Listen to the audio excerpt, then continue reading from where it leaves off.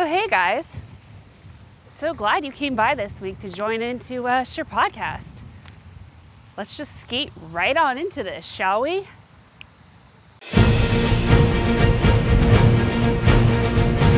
Welcome to Sherpodcast, where life, laughs, law, and leisure interact in absolutely no organized manner. Thoughts from inside the Sherpa. As always, no Sherpologies.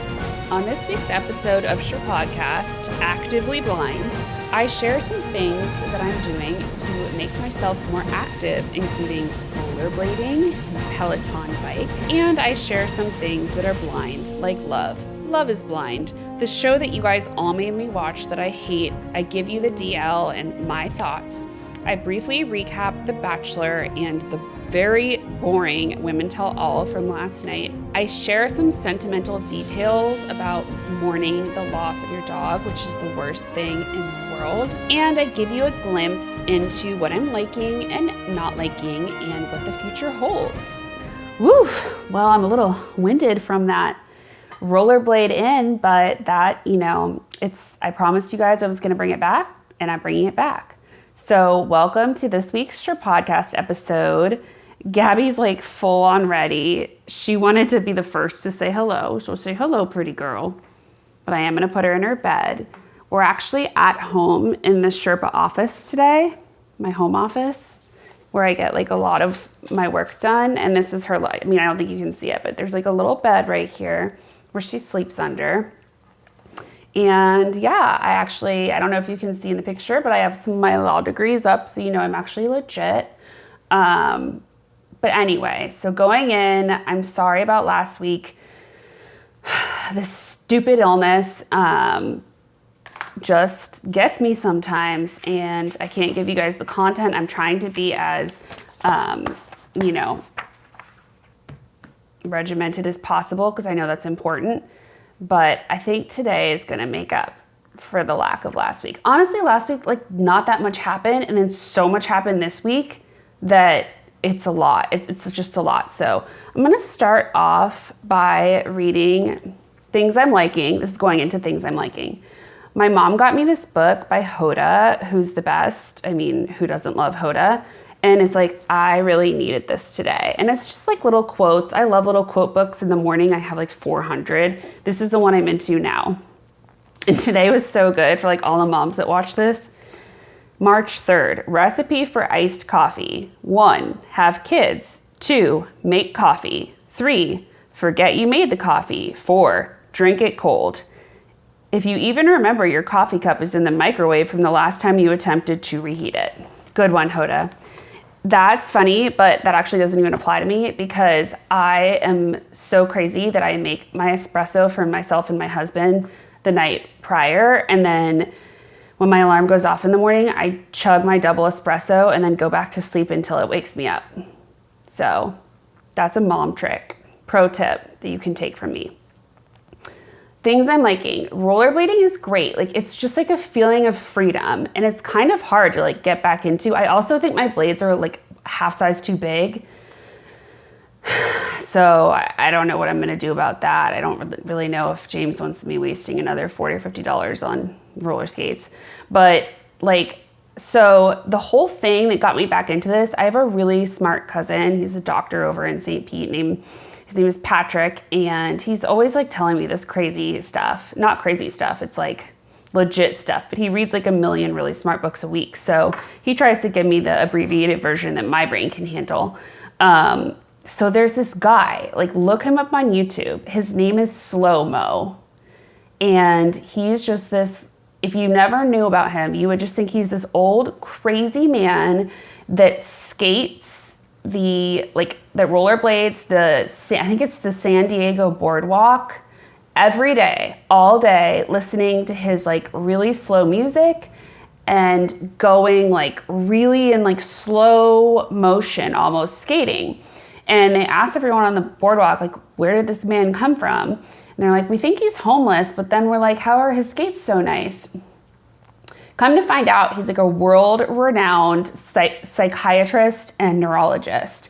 And he made all this money, had everything, the house, the family, literally like many $1 million, tons of cars, everything. And then he realized his life was effing miserable. So one of the things he was studying was that like there's this little calcium ball or something that's in our ears, and that if we go in slow circles, it like makes you so happy, like something, you know, like it's like the dopamine or the serotonin, something like that, you know, doctor stuff that I leave them to figure out. It like just quadruples it. So this man just skates now. He moved, sold everything, got a divorce, obviously, and just freaking rollerblades all day. And he said he's so happy that he even went to doctors and he's like, am I crazy? Am I literally insane? And they're like, no, you're just really, really happy. So now that's what I'm doing, seeing if it increases my happiness. And I think it does. Like, even if I'm having a really bad day and I just rollerblade around my circle a couple times, I feel good. Okay, other things I'm liking. So I love things I bought and liked account on Instagram, and like I rarely disagree with her, but I do disagree with her on this one thing. And my hair right now is so gross. It's been through 3 Peloton workouts, and like, not that it looks good, but like it's okay to wear in public.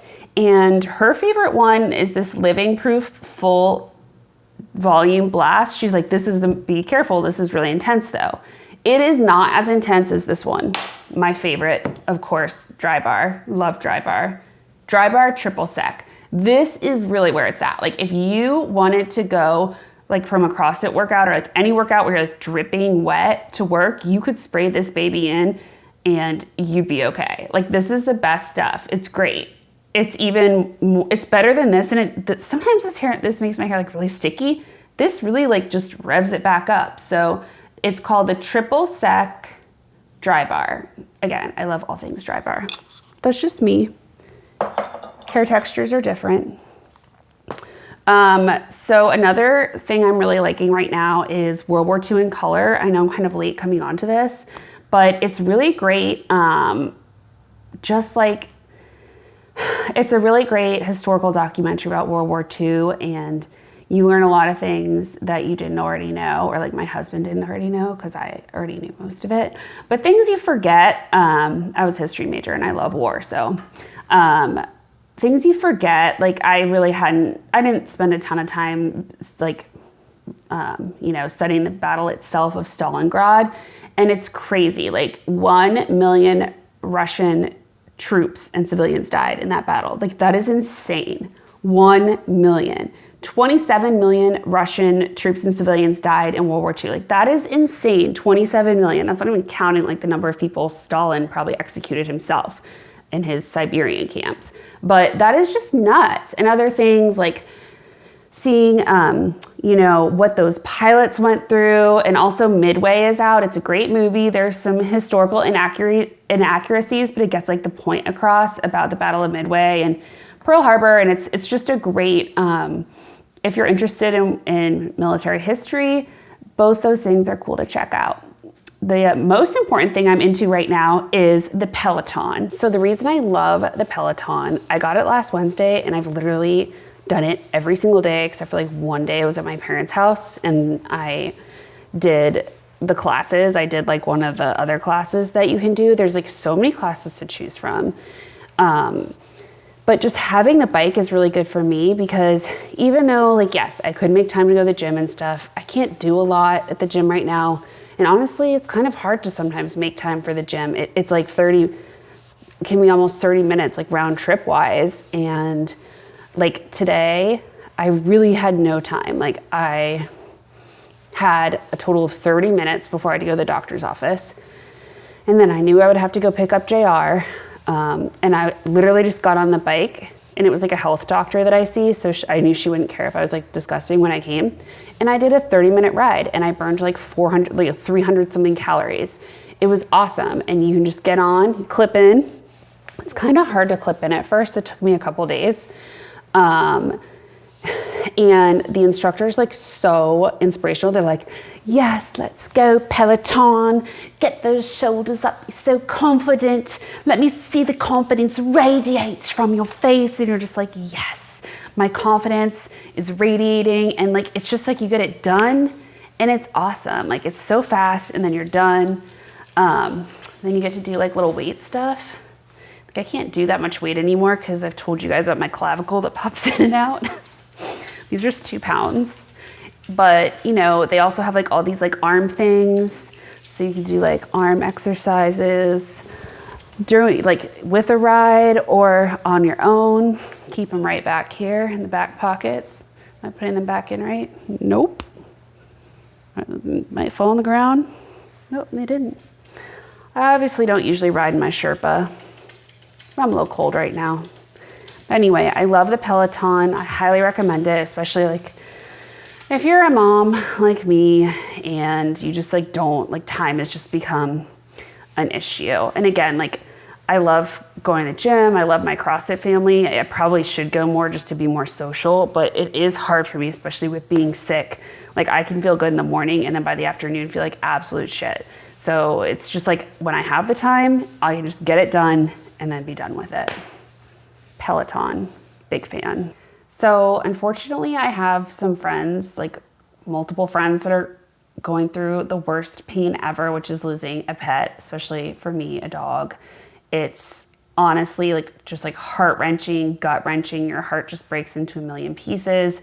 So I wanted to share some quick tips on how I personally have dealt with mourning dogs. Unfortunately, I lost like my 2 dogs that I grew up with around the same time period, which was so hard for me. And then I lost, like 2 weeks before I had JR, I lost my elderly Frenchie that I had adopted from the French Bulldog Rescue Network.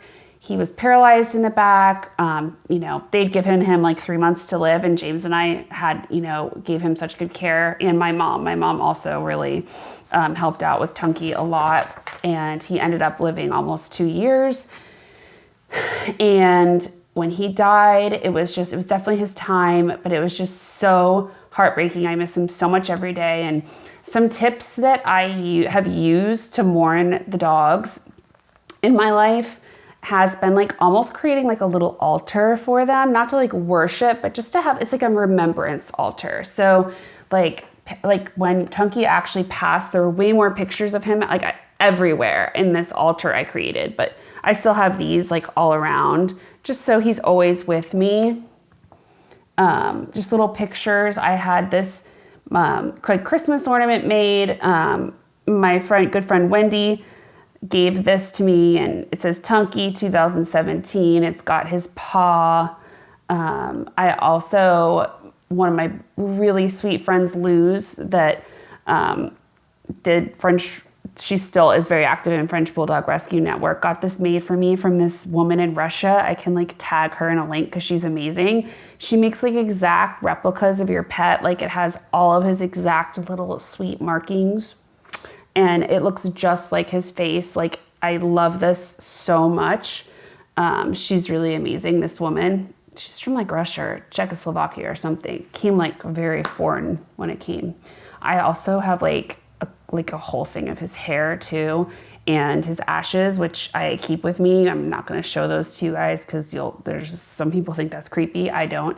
It's like when we had to evacuate for the hurricanes, we lived in the old house, and we like thought it was going to flood.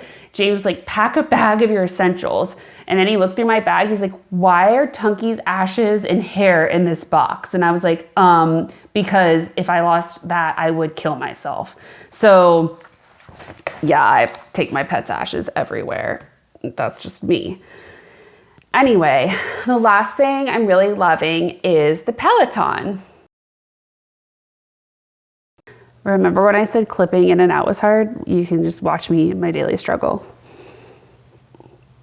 Like, I always am like scared I'm gonna like fall on my crotch and have an issue. Like that. But I caught myself.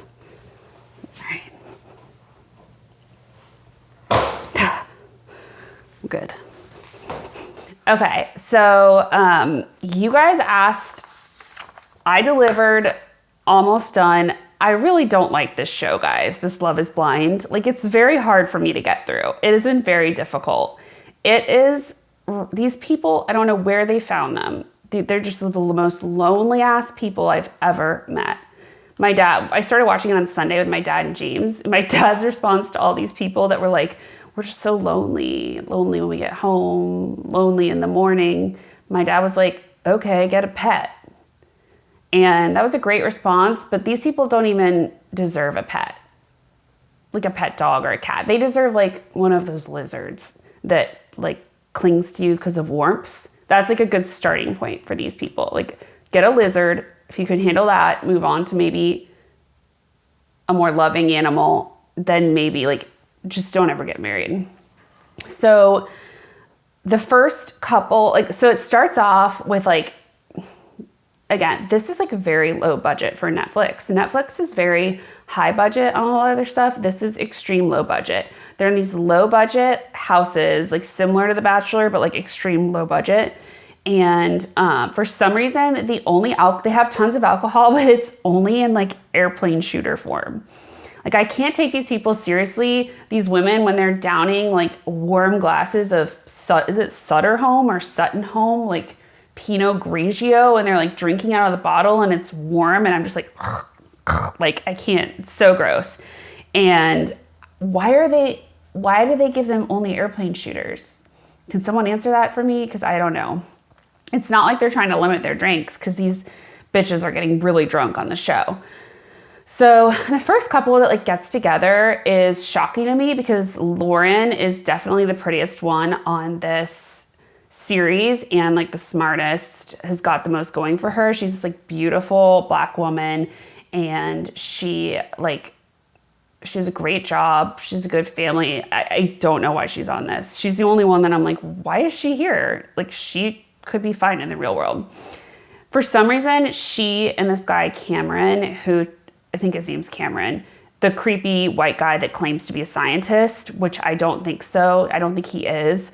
I think he probably is like, maybe he like studied science in high school and maybe works as like taking trash out at a lab, and that's what he calls a scientist. I think he's a serial killer, like for sure. Like, he just seems really like he's like, I'm a scientist.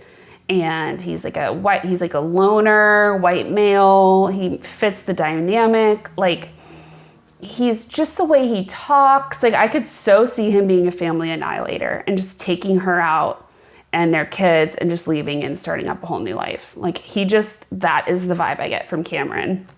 But within 5 days, they get engaged. I'm sure it's going to go well. Of course, he's like thrilled to see her because she's beautiful. The only question is, she's like, I had no idea he was white. And I'm like, what? It is very clear that he was like the most whitest, awkwardest person ever. I know that's not grammatically correct, but they're like creep. So then I want to talk about Carlton and Diamond.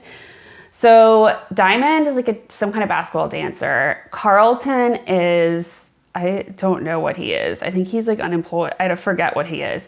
But he shares with us that he is bisexual, but he likes women better because they take better care of him and they're more nurturing. I'm like, okay, so you're gay, but you like women better because they like clean up after you, essentially. Okay, Carlton, he's like, yeah, men don't seem to give me the same nurturing and like don't take care of me as much. Okay, why don't you just be with men and get a fucking maid? There's a song by Neil Young that's a man needs a maid. Listen to it. You just need a maid, because after watching this series, you like men. You just want a woman to like literally clean up after you, because he's so bitchy to her once they get together. And I'm like, you just don't like her. Anyway, the best was, so after they're in these pods and they like meet each other and they get engaged, they all go to Mexico to Funny, the same place that we're going for James's convention soon. It's a beautiful hotel. I've been there. It's a Grand Villas on the Mayan Riviera, right? Isn't that what it's called? Riviera Maya, yeah. And it's like a fantastic hotel. And like, it's beautiful. So I just think that's funny. Like, I've been there, so I know where they are and all of these things. I need to talk about Damien and Gianna or Gigi. Is Gigi a man? Sometimes I think she is. Like, I just get that vibe from her. Maybe because her hair is so nasty. I'm like, I don't know. She's so creepy. And Damien's so creepy too. What was the engagement with like the bow tie and the box? And he's like, I'm giving you all of me, this with this empty box. And then she ends up putting the bow tie around her neck. And she's like, I believe in gender equality. So no, I'm going to get down on my knees and ask you now. But they're all doing this like between glass, so they can't even see it. So like, what's the point? It is so bizarre. And if you have to ask someone for their full name so that you can then repeat it in an engagement question, that's just a horrible idea. Horrible idea. So it's so good because then like when they first reveal each other, like they see each other for the first time, she was happy with his looks, and I think he was happy with her looks too, but he was like, you know what? She was so different looking, and different is good. And I'm just like, that's not what I'd like someone to say about my looks when they like are surprised by me. Like, different is good. Like, I don't know. But so then they go, like, when they get to this hotel, Damien and Gigi, and it's like this big thing, like, are they going to have sex the first night? If not, he like cries and says he doesn't want to have sex, but she just like gets drunk and tears his clothes off. So I guess they do. But like Damien clearly has some issues. Like, he's crying all the time. And Gigi's like, what the fuck is wrong with you? Like, you can tell they're going to be rocky. Okay, we have to talk about Jess. Jess is 34 going on like 57. And I'm not talking like a J-Lo 50. I'm talking about like an Angela from Love After Lockup, like a hard life of like smoking and alcohol. Like, she's only 2 years older than me, and she looks much older than me, probably because of the massive amounts of booze she consumes. But she's like used condom status, and she's just disgusting. Her lips give me like a little bit of Kat from Below Deck vibes, but she's not nearly as funny as Kat, and she does not have the hair capabilities Kat does, put that fuzzy hair all up all the time, how she does it. I also want to note that her voice talking in the camera, like regular voice, is totally different than when she's talking in what they call them, the pods. When she's talking to the men in the pod, she's like, hi, I'm Jess. Like, oh my God. Like, but then she's like totally normal talking to the camera. She's like, I hate Mark and I'm not sexually attracted to him. So it's so funny because like they all go for Barnett. I don't know how they know. Barnett's definitely the best. Hi, Bubby. Leroy's at the gate and he's saying hi. Barnett's definitely the best looking man, but that's not saying much. Barnett looks like a busted version of Liam Hemsworth. Like, if Liam Hemsworth had like a mole that was uncomfortable to stare at and like was in, like, this guy's not Liam Hemsworth, but have you guys ever seen someone on the street where like, oh my God, that looks just like my best friend if they were like a 4? That happens to me all the time, and I'll text my friend. I'll be like, hey, I just saw like a really busted version of you walking down the street. Like, but it's so weird. Like, you see someone, you're like, oh my God, is that them? And then you're like, it is, but like take it down for like 4 notches like of attractiveness. Anyway, that's like this guy. So he like wraps around Amber, Elsie, and Jess. Jess clearly loves him, but he breaks up with her. Like, something he probably senses how insane she is. So he breaks up with her, and then right after she broke up with Mark, she goes right back to him and is like, look, oh my God, like, I let myself get in my way and I love you. And it's like, no, bitch, you just got dumped and you are so thirsty. That's what happened. And my mom called Mark the iguana because he has these like bulging eyes, and it does bother me. Like, he never blinks. He's just like staring, and he's only 24. She's 34 going on 57. Like, it is not going to work. She has no attraction to him, especially once they see each other. She's crying the whole time, and it's because she's so unattracted to him. Like, she's like, no. And when they go to the hotel, she literally is like, I like talking to you better in the pod. Can we build a pillow barrier? So like, I think that's when you know it's a bad sign. Like, when you're like supposed to be in love with the person, you're engaged, and you're like, I'd rather not see your face. It's like it's like that horrible joke that guys make sometimes, like, I'd only have sex with her if she put a bag over her head. Like, that's basically what Jess is doing. Like, okay, like, if you put a bag over your head, maybe I can get over, like, your iguana face. Sorry. Like, I'm not saying it's a good joke, but I've heard guys say it, and that's what Jess is saying to him. Barnett is like, God, he thinks he's so hot. And he gets with Amber, who is like the trashiest bitch there. I mean, Jess is horrible, but Amber is just straight trashy. Like, when she came out in a swimsuit, I assume the swimsuit she would be wearing would be like one of those that you see in the gas station on your way to the Panhandle that has like a Dixie flag on it. And you're like, oh, that's disgusting. And of course, like she totally has that. And I bet she wears it like mudding when she goes mudding. Like, she's gonna age so terribly. Like, her teeth right here, and he looks so jacked. And we find out later she was like homeless for a while. So maybe that's like an excuse for it. But I don't know. She's just one of those, she tries so hard. Those girls that's like tries so hard to be a bro. She's like, yeah, I'm she says she's ex-tank military, but then she's like it was some kind of reserve. So I'm like, were you in the military? Were you not? Anyway, they end up getting together. They're like, they have a lot of sex. It's gross, disgusting. She has a gross tattoo that doesn't look good on her. And I mean, I just can't with these people. It's so funny when they're like, now you get to see the real me. And if it was like me on this show, it would be like my first night, I'd be like, you get to see the real me. I'd put my Sherpa on, I'd have my ice face mask, I'd have my pill organizer, my nose wash, my coloring books, and I'd probably be like scrolling through showing them pictures of my dogs. So anyway, so then these people in this vacation, they go live in the same city together, and I'm unsure really if the show is paying for it or like for them to live in the same condo, or like they're moving in with each other. They must all be from Atlanta. I'm still confused on this point. So if you guys can clarify, like, let me know. So Jess reveals to Barnett that she's like $20,000 in debt from student loans. And he's like, well, have you made any payments? She's like, no, I've just like blocked it out. He's like, okay. She's like, yeah, I don't have any credit, like zero. She's like, the only credit card I'm allowed to have is a credit card from a makeup company, which I'm assuming is Ulta, and her limit is like $600, which is actually a lot for someone that has, like, you should not be able to spend that much money on makeup. She's like, you'd be surprised. And I'm like, honey, you're not getting the right makeup because you look like shit. So she was like, he's like, well, where have you lived? She's like, I was homeless for a long time. I'm like, great.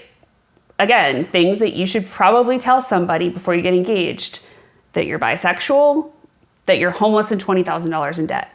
Those are maybe some 3 things that you should have told that person. So now Barnett's kind of like, ooh, but he's still into her. Damien and Gigi are fighting like cats and dogs in this situation, but then their fights are so dumb. And then they have this like gross makeup sex that's like disgusting. And that's when I have to leave the room or like take a Zofran, because I can like feel the vomit like coming up in my mouth. They're so disgusting. They're crazy.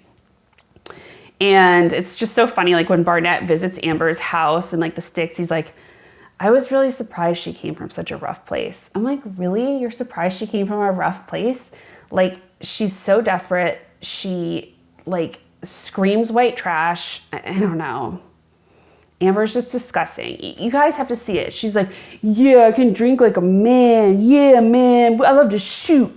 Yeah, I love like mudding. Like, it's just like she's trying so hard to be a bro. Like, just be yourself, bro. Like, dude, like, just chill out, Amber. Chill the fuck out. Actually, the only normal people are Kelly and Kevin. Is Kevin the little one, the one that said he couldn't find anyone because he's so little? I don't know. But anyway, Kelly's little too, so I can't even tell if Kevin's little. But they're getting along. Their families seem great. Like, they're the only one that seems to work with. Cameron and Lauren are still into each other, but you can tell the family is like, Lauren's family is obviously like, this man's creepy and weird. And when he tries to rap to her family, it is really like embarrassing. It's embarrassing for white people or anybody. It's just like, stop, Cameron, please. So that's where I've gotten to this. Explain the airplane shooters to me, guys. I don't get it. I don't like this show. I'll continue to watch it for you, but it's very painful for me and very low budget. I mean, Batch got like a little low budget. It keeps getting more low budget, but this is like super low budget. Got my ginger ale, delicious. Okay, moving into Bachelor. I guess I'll start off by saying, I guess I am one of those trolls that hides behind their computer and phone when I criticize these women on The Bachelor. Oh my God, they have such a hard life. They're getting hate mail. Let's all cry for them. That was so weird, that thing that they did last night about not hating on them on the internet and stuff. It's like, you are putting yourself on a reality show. You are going to, all you doing is putting yourself out to get judged. That's part of being an LA lowlife. You get judged. And obviously I get the racial things are not cool, but that's never cool. That's just people. There's going to be people like that. But I want to say that I criticize all these people equally, regardless of race, gender, hairstyle, whatever.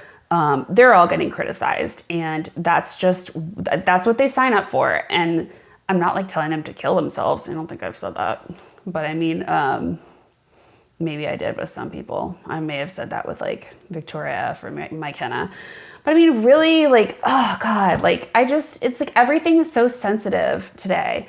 And again, I get the race thing, cause that's really sad, but the other stuff, it's okay, Tammy, you don't want to get hate mail at your work. You were the meanest bitch ever on the show. You accuse people of being pill poppers and alcoholics, which, yeah, they clearly were. But still, if you're going to be a mean bitch, you're going to get people being mean to you. That's what you get, what you give. So anyway, basically what happened is what I predicted. He just wanted to bang Victoria F and made a zero. He was just all right, bye Victoria F. And she leaves. And Madison, it's just the Peter and Madison show now, because that's why Hannah Ann was crying when she was standing there. And of course, Hannah Ann, I just can't stand her. She looked at two cute dresses and then one heinous dress with fringe and sparkles. And I was please don't pick that one. She obviously picked the fringe and sparkles. And I'm okay. We're going for this look. There was cold or had a ball between her thighs that she was trying to hold, because she was so uncomfortable the whole time. And she had that shit-eating grin she has on where she's but you could tell she was upset that he picked Madison, because even though Madison got mad and stormed off on him, because she was wow, he loves her and I'm done. Because she started crying, and that's definitely why. She's I just lost The Bachelor. Because she's trying to keep the shit-eating grin and the ball between her thighs, but she's it's so weird. Go back and just watch her face. I hate it. I just hate it. I don't know why. I'm so mean. I'm so hateful. I hate your face. Yeah, I do hate her face. Anyway, so Madison, go Madison. Why does he like her? Because boys always like what they can't have. Rule number 1. Also, Victoria F's back tattoo is disgusting. It looks like she made a really bad decision when she was 17 and had a prison tattoo artist do that for her. I'm all into tattoos. I've actually I have a ton of tattoos I want to get. I just haven't found someone good yet. I just a lot of my friends have super cool tattoos, but this tattoo is one of those that blend it all together, and I don't know, it's heinous. Not shocking though. Highlights the tell-all, 0. Tammy and Sheehan was versus the world. I don't know how those two came together. It was super weird. I hate to say this because I can't stand Mike Henna, but I thought she looked really pretty. She had a really good, I don't know, her extensions look good. Kelsey also looked a lot better. She still has a horrible nose job, but she got the LA lowlife, drive-through, Botox tune-up, and she does look good. So go you, Kelsey. Why is Sydney such a bitch and no one calls her out? She's always saying she's getting hated. She's really mean to people. She's cutthroat, and I think she's gorgeous, but she's really mean. And she and Victoria P are always together, and they're a very sketchy couple. Not couple, but Like Victoria P, let's not forget, is like a serial liar. She, you know, again, everyone's hating on Alaya. It's like Victoria P totally lied about knowing Alaya. Like, why do we not talk about that? Just because Victoria P is so pretty? I don't get it. But Victoria P and Sydney, don't trust them. Don't trust them. They're very pretty. Don't like them. The blooper, were pretty funny. Of course, my favorite was that old creepy man like coming up. I think that must have been Cleveland. I mean, that must have been Cleveland with that old creeper. So the next Bachelor is Claire, or Bachelorette, Claire. Horrible choice. She was on Juan Pablo's season, I think when I was still in college, like 10 years ago, like 11 years ago, like when I was watching the show, and then I stopped for a while, and then she was on the Winter Games, which I did watch because do you guys remember that creepy French guy named Francois that she like left the other guy for a little bit? Anyway, she's so annoying, and she's 38. She's gonna be 39 when filming starts, and I'm seeing all these ads for Senior Bachelor, and I'm like wondering if that's it. Is that the Senior Bachelor? Because, I mean, Bachelor now, you're basically a senior if you're like 25 and above.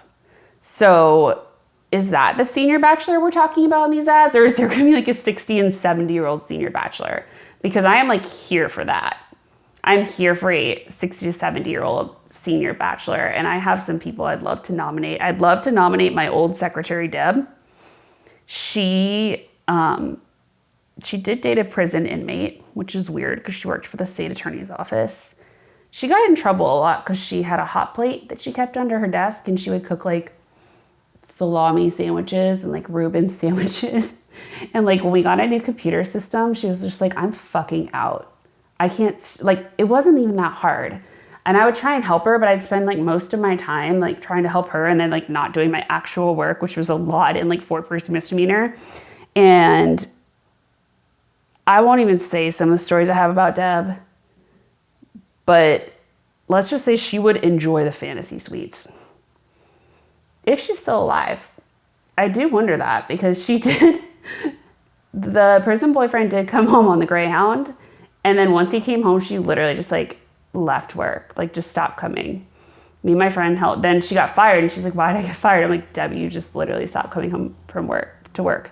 So she's probably with that guy. She's honestly probably in a deep freezer somewhere, but I'd love, Deb, if you're out there, I miss you, and I would love to nominate you for Senior Bachelorette. Let me know. Okay, so some things what's gonna be happening next week. Next week, I'm going on a family ski trip, but my cousin is super cool. Her name's Brooke, and she helps me a lot with like meditation, like finding myself. We're like sister cousins. And we're very similar. She's really funny. And she also has a Barefoot Dream Sherpa. And we're going to bring you a great video from Deer Valley. So I'm excited for that. Then I'm also I'm excited for not seeing Peter, the pilot, cry anymore. He's such a crybaby. And I'm also excited, I am so here for Mama June Family Crisis. Raise your hand if you are, because I am. I'll keep watching this show for you guys, but I really don't like it. I do not like Love is Blind. It's so creepy. Woo! But yeah, thank you for bearing with me, and I hope you enjoyed this episode of Sherpodcast, written by me, Sam Whitley, and Gabby Whitley, and produced by Jared Blaze and Argonaut Marketing. Thanks, guys. Hey guys, so we're gonna end this episode by me showing you a little bit of my skating talent. I kind of feel like a Peloton fitness instructor with this mic on. I'm gonna radiate. We're gonna show the skating foam. No, but I'm just gonna show you first I'll skate down in a fun skate, and then I'll show you first I'll show you how slow-mo skates. It's actually very hard. He skates very slow motion. It's you have to go really slow and in circles. I don't think I have the abilities yet to do this, but it's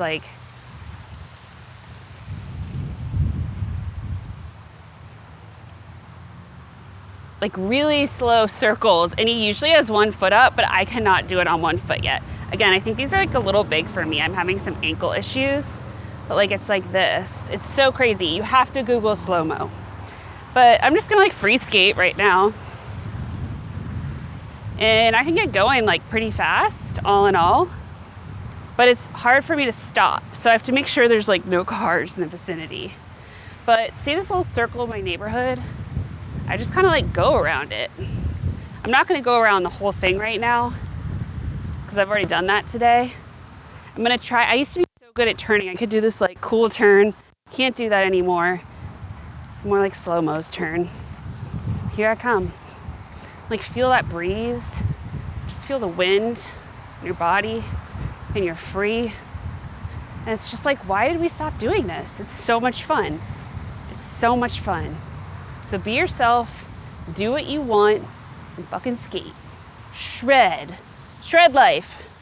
I can't stop yet though. I need a car.